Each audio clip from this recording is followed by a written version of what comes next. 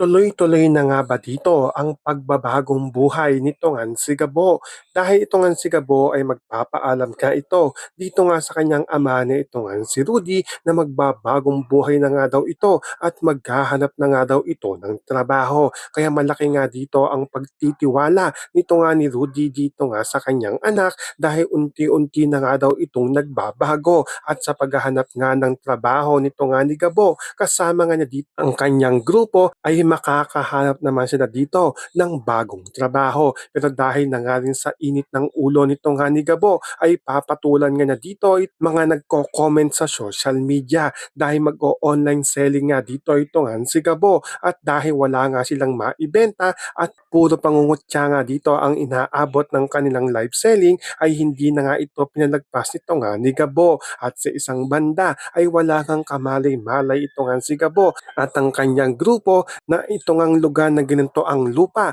ay kukunin na nga ito ng bagong nagmamay-ari dahil ito nga si Ricardo ay kukuhanin na nga niya dito ang ginanto ang lupa dahil siya nga dito ang bagong nagmamay-ari nga nito at sa pagkuha nga at pagdating nito nga ni Rodel dito nga sa ginanto ang lupa ay malaking gulo nga dito ang mangyayari dahil ipaglalaban nga ng mga taga-ginto ang lupa na sila nga daw ang nagmamay-ari ng kanilang mga lupa. Pero hindi nga papayag dito ito nga si Ricardo kaya mauuwi nga sa suntukan ang muling pagkikita nito nga ni Rudy at ni Ricardo. So pakakaabangan nga natin dito kung tuloy-tuloy na nga ba ang pagbabagong buhay nito nga ni Gabo at kung ano nga ba ang kaugnayan at nakaraan nito nga ni Ricardo at ni Rudy. Yan ang ating mga pakakatutukan at pakakaabangan dito nga lang sa Sigabo.